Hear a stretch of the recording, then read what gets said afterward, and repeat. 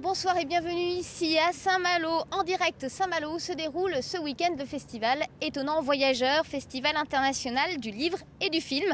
Chat info spécial donc à cette occasion avec une question: comment inciter les jeunes à la lecture? Alors à mes côtés, deux invités. Tout d'abord Caril Ferret, écrivain, bonsoir. Bonsoir. Votre dernier roman vient de paraître dans la série noire Garinmar, c'est Mapuche. Alors ça c'est plutôt pour les grands, mais vous avez aussi écrit pour les plus jeunes. Il y a donc Crotocus, premier roi des animaux, qui a été publié chez Pocket Jeunesse, entre autres. Et puis à mes côtés aussi Chloé Raïd, qui est une des 5 lauréates nationales du concours de nouvelles organisé par le festival. Bonsoir Chloé. Bonsoir. Et donc Chloé, vous êtes collégienne, donc au collège Anne de Bretagne en 3e, c'est ça? Oui, c'est ça. Alors Chloé, d'abord, tu écris, donc ça veut dire que tu lis beaucoup. Oui. Alors toi, quand tu es dans une librairie, quel livre tu as envie de lire? Vers quel livre tu te diriges? D'abord, je me dirige vers les BD, comme la plupart des gens, je pense. Souvent, je me dirigeais vers les livres, les gros livres.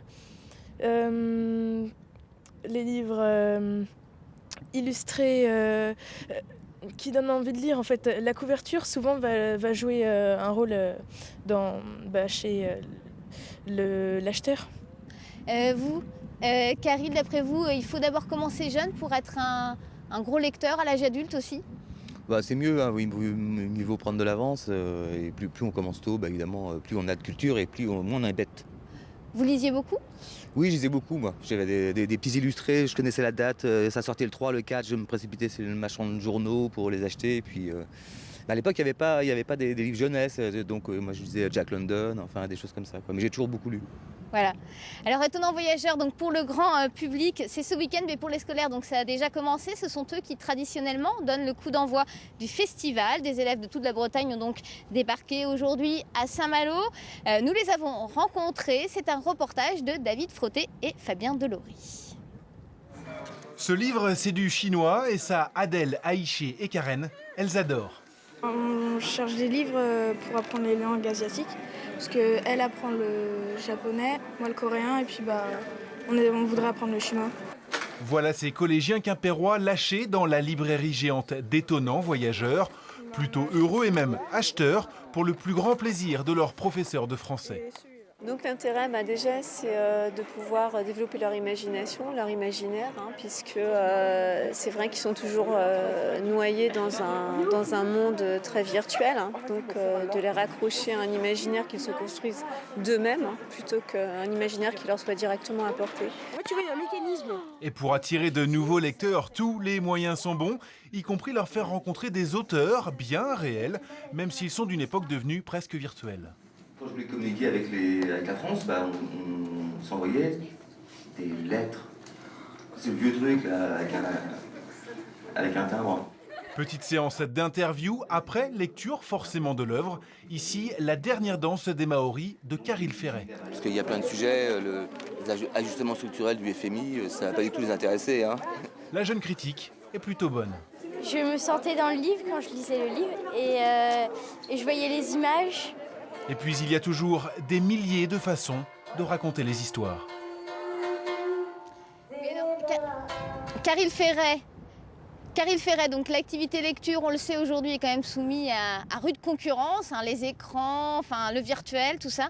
Alors comment donner le goût de lire aux plus jeunes? Et est-ce que vous, en tant qu'écrivain, vous y pensez d'ailleurs quand vous écrivez? Pas tellement en fait, quand j'écris une histoire, c'est pour m'amuser moi, espérer amuser les autres. Mais j'ai fait toujours confiance en fait à la curiosité des uns et des autres. Et pour les enfants, ils ont aussi un espace de lecture, il y a aussi un temps pour la lecture. Souvent quand ils sont petits, on leur lit des histoires tard le soir. Ils aiment bien ça, souvent, donc ça peut leur donner le goût de la lecture et de s'approprier des histoires. Toi, Chloé, par exemple, c'est quoi? C'est ton imaginaire qui travaille? C'est ça qui te plaît aussi? C'est de voir autre chose que des écrans, justement? Oui, j'ai jamais vraiment vu d'écran, en fait. Et oui. Mais c'est quoi? C'est plutôt la science-fiction?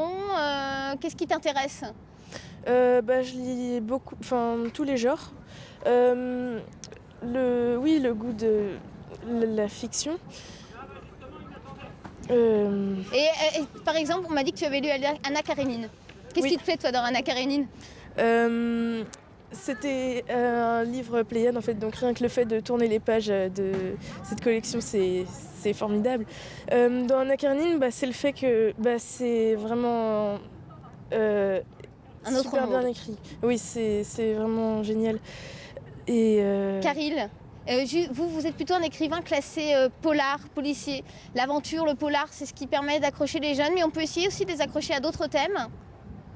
Bah oui, enfin de toute façon tout est permis, hein. Enfin tous les goûts sont permis hein, en lecture. Ouais. Ouais. Par exemple, Crotocus Ier, c'était une fable plutôt. C'était une fable un peu provocatrice en fait. J'ai repris un peu La Fontaine, dont j'adore l'écriture, enfin et la finesse d'esprit, et George Orwell aussi, La ferme des animaux, qui parlait de politique en fait avec des animaux. Donc je me dis tiens, je vais refaire un truc mais en plus moderne. Donc j'ai repris un peu Pirates des Caraïbes, des codes que connaissent les enfants, mais en me moquant du pouvoir à travers des animaux, et puis parler aussi d'autres choses comme la sexualité par exemple, dont on ne doit pas parler, mais avec des animaux c'est possible. Voilà, alors si vos enfants ou vos adolescents ont un peu de mal à lire, vous pouvez toujours les emmener ici à Saint-Mélo, vous leur promettez la plage et puis hop, ni vu ni connu, vous les emmenez au festival. On ne sait jamais, ils trouveront peut-être leur bonheur. Demain, le chat culture sera aussi consacré au festival Étonnant Voyageur. Moi, pour ma part, je vous souhaite une très très belle soirée et surtout de très belles lectures.